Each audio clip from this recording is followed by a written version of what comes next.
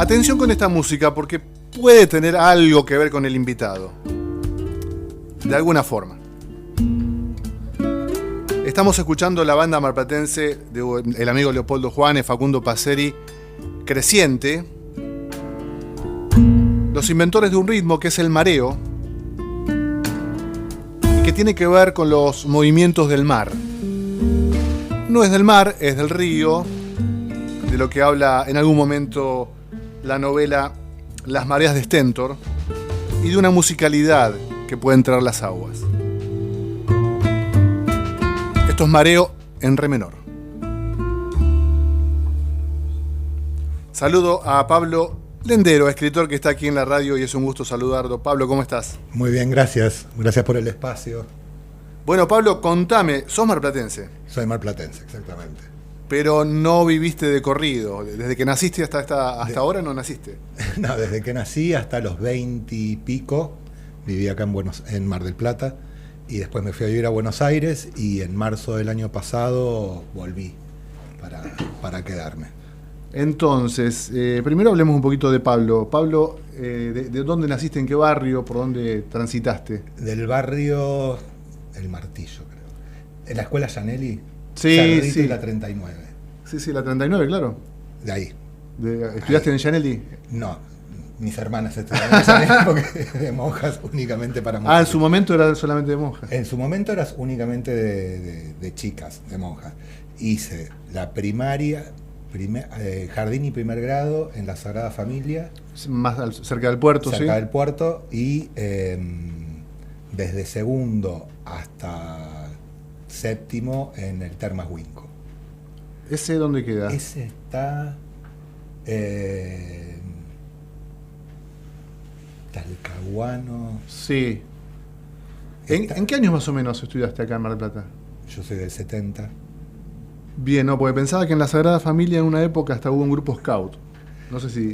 Lo que pasa es que en Sagrada Familia yo hice jardín, sí. Y primer grado. Primero, segundo hasta la mitad. Y después, por un tema de distancia, esta escuela que te digo, la Termas Winco, quedaba mucho más cerca de casa, de donde yo vivía. Claro. Y de ahí me podía ir caminando, y ahí fue toda mi primaria. Pablo, pero vos no solamente sos escritor. Vos fuiste por otro lado. Soy alguien que se le ocurrió una historia y la escribió, y esta es mi primera novela. Sí. Decir que soy escritor con una primera novela me parece un montón. Hay que llegar a publicar, ¿eh? Sí, bueno, a ver, en un punto la historia, creo profundamente en la historia, siento que la historia está buena, y desde ese lugar es que me puse al hombro el tema de editarlo. Lo estoy haciendo con un sello editorial de acá. No es fácil, pero esto de autogestión hoy hace que se abran puertas desde otro lugar, ¿viste? Porque en otro momento tenías que llevar el manuscrito a una editorial, que alguien te lo lea y que decidan sí o no, en donde las posibilidades de publicar eran mucho menos. Y había filtros, sí. ¿Qué sello editorial? Azul Magno. Bien. Bueno, vamos a hablar de Las mareas de Stentor. La historia, lo leí. ¿Lo leíste? Lo leí. La historia... Todo. Pero me levanto y te doy un abrazo. No, por favor. La historia tiene varios recorridos. A mí me atrapó de entrada porque la pude leer muy rápidamente. Hay una parte donde ya al final hay que prestar más atención. Las situaciones paranormales, pero ya me dijiste, se me ocurrió la historia.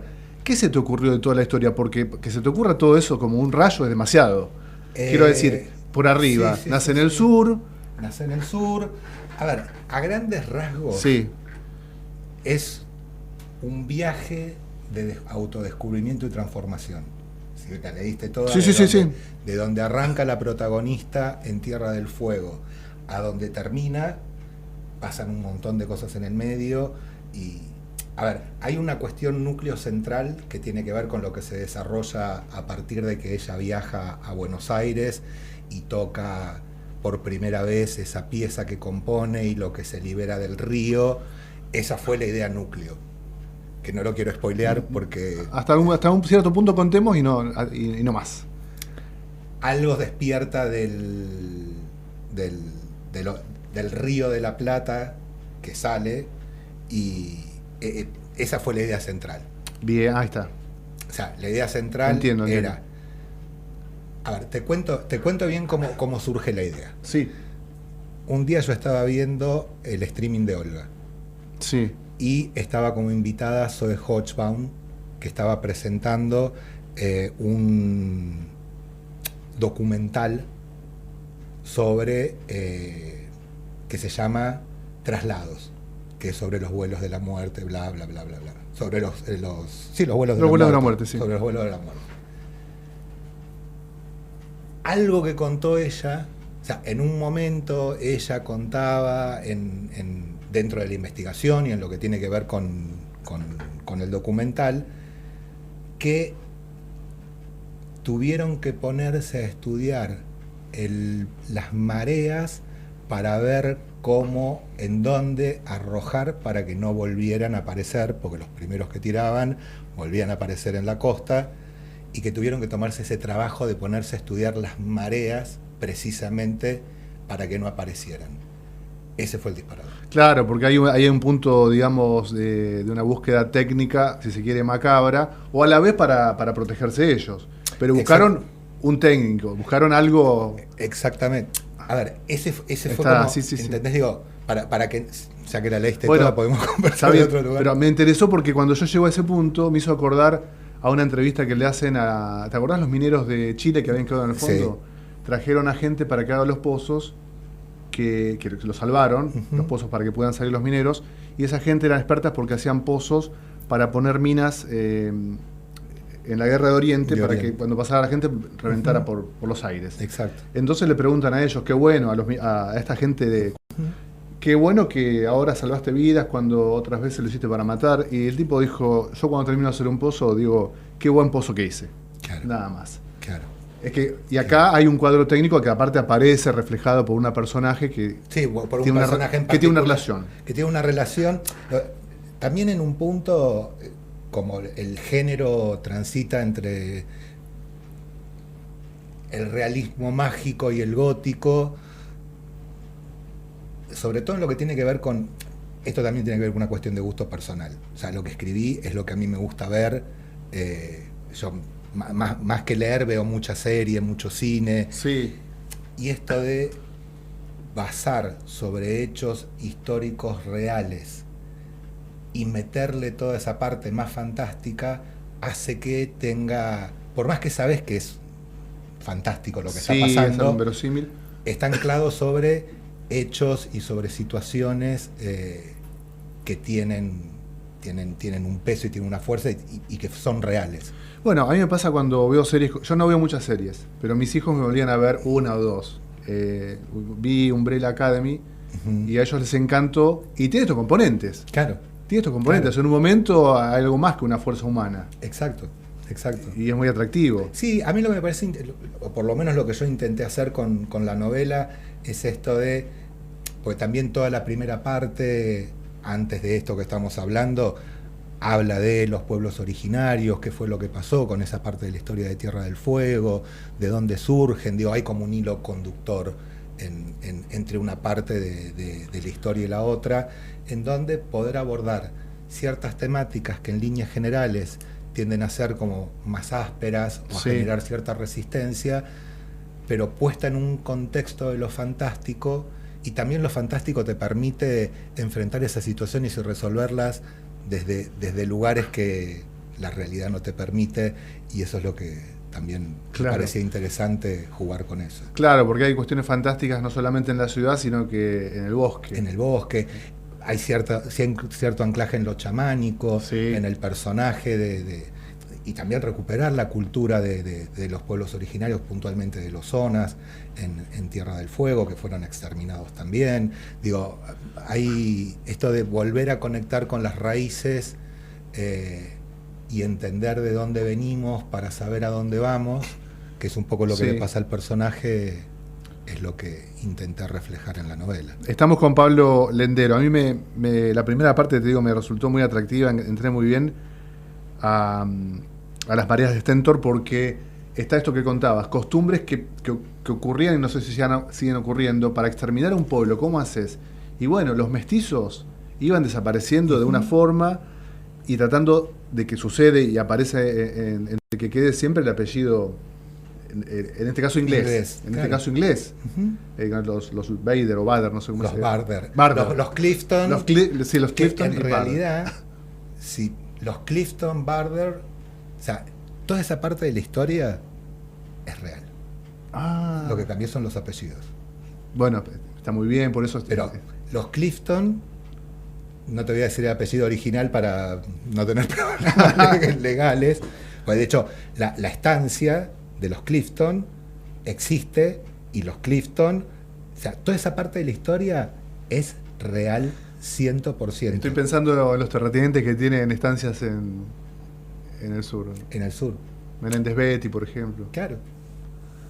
Bueno, esa parte es muy... Y aparte porque comienza todo desde un... Como decías vos, el personaje Julia. Que se ve atravesada porque hay un silencio en la familia. A partir de la muerte de un hermano. Sí. Porque también en un principio el comienzo de la historia arranca por algo más chiquito que lo que estábamos hablando recién de los vuelos, de los fantasmas, de los vuelos de la muerte. Ella arranca desde un lugar en donde su propia historia familiar y cosas ocultas y oscuras la confrontan a tener que rebelarse contra los mandatos familiares y sociales. O sea, hay una parte de el mandato, de el deber ser, de seguir cumpliendo con una tradición que en un punto se le empieza a cuestionar, y ahí es donde empieza a averiguar los orígenes de su propio linaje, y se encuentra con que también ella tiene una característica particular que hace que en la familia no termine de encajar. Claro. En donde hay un montón de pistas que surgen. En el medio aparece la figura del Huillín, que era un animal sagrado para los zonas, que es la que la guía. Y es como una nutria. Es una nutria, es una especie de nutria. Después entré en mi Instagram, porque yo estuve subiendo como... Recién ayer subí la tapa, pero fui subiendo como pedacitos. De hecho, tengo una foto de Julia. Previamente, bueno. tengo una imagen, una imagen de Julia, de cómo sería físicamente. Y parte de lo que yo me fui imaginando en esto de empezar a hacer difusión de la novela, armé como unos pequeños clips. O sea, la muñeca que encuentra en el río. Si después entra en mi Instagram y fíjate, porque si la leíste te vas a encontrar con parte de los personajes, la caja de música. La caja me la imaginé. La caja está atravesada de principio a fin. Es un personaje también. Es un personaje. La caja me llevó mucho. La parte es que la caja, en realidad la caja de música era otra caja. Intervenida por un luthier. Que era la caja arcana, en donde se hizo el hechizo, en donde los espíritus que habían tirado. Exacto. Lo que tiene de piola es esto donde cómo estamos atravesados por una parte de la historia, aun cuando creemos que no tenemos nada que ver con eso. Claro. O sea, porque ella arranca de un lugar de búsqueda, de conflicto de su propia historia familiar y de su rol y de dónde viene, muy con la caja de música como hilo conductor. Y cuando se genera el disparador que estamos diciendo, cuando llega a Buenos Aires y sucede esto que se liberan los fantasmas, esa caja se resignifica. Sí, porque ella desde el sur advierte de alguna forma que podría tener la forma del Río de la Plata. Es que los grabados que estaban ahí coincidían. De hecho, esto que estamos hablando, más allá del disparador que yo te contaba de dónde surgió, también fueron muchos meses de sentarme a investigar, buscando información al respecto. Me encuentro con un mapa que tenía dibujado el Río de la Plata con los puntos. Esto figura en la página de Derechos Humanos. Uno busca, y me encontré con una imagen en donde estaba dibujada las costas del Río de la Plata y con rayas las mareas y con cruces los puntos en donde habían tirado. Eso fue eso lo llevé a la caja de música. Claro. Estamos con Pablo Lendero. Sí, bueno, yo googleé y Huillín lo tuve que googlear porque no sabía. Claro. Pensaba, además, lo que vos bien decís recién, que todos estamos atravesados por esa historia. Yo tengo un tío desaparecido. Apareció en una fosa común hace unos 10 años. Claro. Pero el hermano de mi mamá fue desaparecido. Claro. Y un montón de historias que te podría contar por allí. Y en este mismo estudio, tampoco voy a decir nombres, viene un músico muy conocido acá en Mar del Plata, y en un momento de una pausa nos cuenta que el papá tuvo una descompensación, que casi se muere, y le dijo que él no era hijo. Que no era hijo de él. Y que le dio a entender que era hijo, había nacido en el 76, 77, y entonces dice que él estaba tratando de recomponer eso, y se acordaba que cuando él era chico en un edificio acá en Mar del Plata, una vecina con la que se cambiaban la ropa porque tenían la misma edad, había hecho el mismo recorrido y estaba en esa búsqueda, pero no puedo encontrar. Entonces yo me vengo para acá y digo, ¿en qué edificio? Y me dice la dirección. Digo, ¿se llamaba tal y tal? Sí. ¿Vos la conocías? Sí, porque yo la acompañé a descubrir esa realidad durante años. Claro. Ella fue novia mía y seguimos en contacto. Sí. Y es algo que a ella la atraviesa porque no puede saber, claro, porque los papás hicieron un juramento de no contarle nunca a nadie la realidad. Así que cuando yo empecé a leer, sí. Es decir, cuando vos me decís, estamos todos atravesados por eso. Estamos todos atravesados. Pero estamos todos atravesados históricamente, porque en la parte de la historia donde se origina el linaje de los Barder, sí, ¿entendés? Ya hay una cuestión de apropiación, de anterior, bla, bla, los bla. Los zonas, bla. Los chamanes. O sea, exactamente. Y después cuando ella llega a Buenos Aires, y también y el personaje de Tati. El personaje de Tati, sí, es un montón, ¿entendés? Yo creo que sí. El personaje de Tati es un montón. Una de las partes que me paralizó a mí, me paralizó en el sentido que venís leyendo y frenás. Y tomás conciencia. Pero es capaz que a vos no, a mí sí, o a nadie no, ¿viste? Y lo tuve que repensar, leer, es cuando hablas de las emociones, y Tati es la que habla de la culpa, y hay una pregunta que se hace que dice, si tomamos de esta forma, si la culpa es una emoción justa. Exacto. Bueno, eso es lo que de las cosas que más me quedó de toda la novela. Me alegro mucho. ¿En serio? Me alegro porque, a ver, en el personaje de Tati, previo a esto que estamos hablando, de escribir la novela, yo soy coach, astrólogo, y trabajo, tengo escrito un libro sobre inteligencia emocional, bla, bla, bla, bla, bla, y particularmente en esto del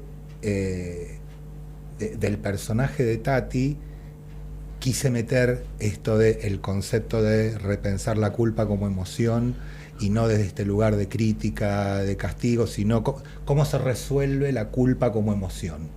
Me encantó. O sea, y esto de entender que todos, de manera más o menos consciente, respondemos a ciertos códigos morales que son los que entendemos qué es lo que está bien y lo que está mal.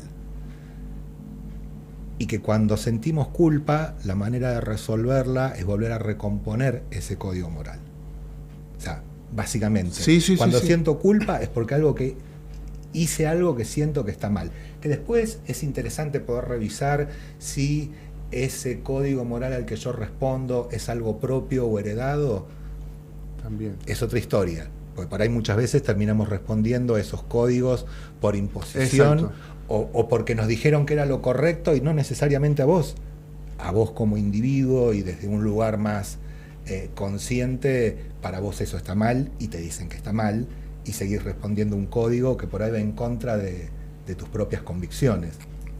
Es que por eso me parece interesante y también pensaba, Pablo, también hay que ver si alguien que siente culpa puede llegar a remediar ese mismo daño que causó, que no es el caso de cuando aparece en la novela, porque el disparador creo que son los vecinos que ven que se la llevan a Tati, el portero y la vecina, y ella está enojada en principio con ellos, pero después ella va alivianando esa carga. Claro, es que ahí es donde yo quería, porque esto que estamos hablando es súper interesante.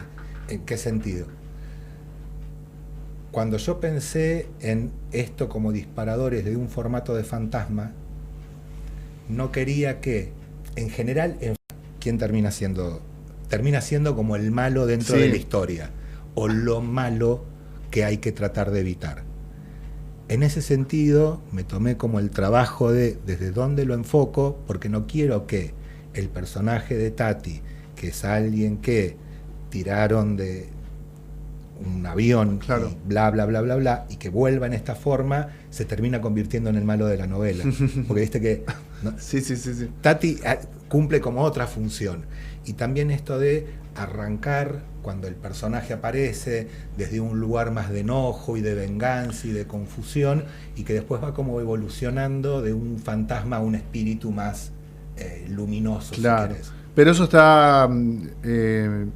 estamos con Pablo Lendero, estamos hablando de Las mareas de Stenter. Está muy bien relatado por vos, porque primero clama venganza, pero después está claro que va tomando conciencia de todo lo que le pasó. Porque en principio es un espíritu que... Un espíritu que salió, o sea, esto invocado. de pensarlo en términos de estuvo encerrada ahí, sale por fortuitamente, porque ni siquiera es que después Julia vuelve exprofeso, es otra cosa, pero no fue su intención liberar esto. Cuando sale en un principio, está como en un estado de confusión, y esto también de reconstruir su propia historia, incluso esas esferas que en un principio aparece como algo más ornamental del personaje, a medida que va avanzando, es donde tomas conciencia que esas esferas no eran un ornamento del fantasma, sino otra cosa. Y también, por ahí yo lo tomo como una figura, un subtexto, esto de para la búsqueda o su liberación interna, Julia necesita aprender a tocar un instrumento. Julia venía desde otro lugar. Julia era había estudiado medio ambiente, ¿entendés? Sí. O sea, y tener que meterse en esto de la música y sacar como un costado más creativo. O sea, ella tiene como un proceso de transformación en sí mismo, atravesado por todo el resto de los personajes. Cecilia, la amiga, el novio que va y viene. Raúl. Pero no es inverosímil, porque a ella todos los días o cotidianamente la atormentaba, si se quiere, una musicalidad. Sí. O sea, no estaba lejana de la música. No. En el campo, en el bosque, lejos, con frío y todo, pero siempre tenía la cajita musical. Es que y ese soldado de el soldadito, que el soldadito está puesto a propósito por lo que viene después. Porque uno es una bailarina. O sea, es que en el fondo está bueno poder hablar con alguien que lo leyó, porque se genera como otra cosa. Muy pensado. Nada está puesto al azar dentro de la historia. Incluso el personaje de Gerardo existe. Gerardo. Sí, el mexicano. El mexicano, o sea, ahora que la leíste, que aparece en vos el googleá, psiquiatra mexicano. Sí, es Jacobo Greenberg. O sea, existe. O sea, esa parte de la historia que parece totalmente volada e inverosímil está tomada también de alguien que existió, y que esas teorías de la conexión con otros planos de realidad, la CIA y toda la bola, es real. Bueno, qué divertido debe haber sido para vos armarlo. Mucha tarea de corrección, de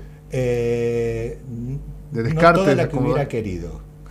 No toda la que hubiera querido. O sea, en un principio el proceso creativo lo disfruté. Claro. O sea, y esto de haber vuelto a Mar del Plata, o sea, todas las tardes, yo vivo cerca de Alfonsina, 4 o 5 cuadras. Y entre pacientes, que me queda un hueco, me voy todos los días, me voy hasta Alfonsina, camino, voy por la playa, voy hasta el puente, doy la vuelta, me siento un rato, miro, y durante todo el proceso de escritura era sentarme adelante del mar porque por ahí se me venían escenas ahora va a pasar tal cosa, ahora quiero que pase tal cosa. Y era pensar cómo armo todo lo anterior para llegar a eso. Porque ¿viste? Hay momentos en los que decís, esto quiero que pase, claro, pero, ¿cómo llego? Pero tenés que darle un contexto para llegar ahí. Y todo ese proceso de imaginarme, ahora que me lo decís, me acuerdo, justo iba cruzando ahí, iba justo cruzando Alfonsina, y se me vino así clarísimo la imagen de Dacia, de la imagen física, ¿entendés? Y toda esa parte fue un proceso que lo disfruté tanto, del imaginarme y de sentir esto está bueno, lo disfruté un montón. Después la etapa de corregir es un dolor que no me genera conflicto. Sí, en un principio yo traté de buscar a alguien que me hiciera la edición editorial. Sí. Por inexperiencia, por malos entendidos, qué sé yo, que esto, que el otro. Yo, a ver, siendo mi primer novela, tampoco me creo que soy la reencarnación de Cervantes, y yo sentía que necesitaba esto de otra mirada en ver qué es lo que se puede mejorar, si el arco narrativo se entiende, y también porque yo muchos años estuve escribiendo. Previo a esto, hay un proyecto que lo quiero retomar. Había escrito 7, 8 cuentos para niños enfocados al desarrollo de la inteligencia emocional, y la idea de hacer unos audiocuentos con una guía para padres, bla, bla, bla, bla, bla, que quedaron lindos, y ahí quedó. Pero previo a eso estuve más de 12, 13 años escribiendo todo el tiempo artículos sobre lo que hacía más de coaching y de astrología, y en ese momento, por una cuestión de público, me había acostumbrado muy a escribir en neutro. Ajá, sí, sí. Porque si escribo muy en argentino, no llegaba. Y ese vicio medio como que lo arrastré, y yo mismo me daba cuenta que cuando lo leía había parte que me quedaba medio neutro, pero cuando entraba en los personajes y en los diálogos, ahí lo escribía más rioplatense, claro, o más argentino, y había cosas que ajustar. Me hubiera gustado hacer un proceso más de, bueno, veamos esto, veamos lo otro, y fue, no, bueno, está para maquetado, bueno, ok, listo, así quedamos.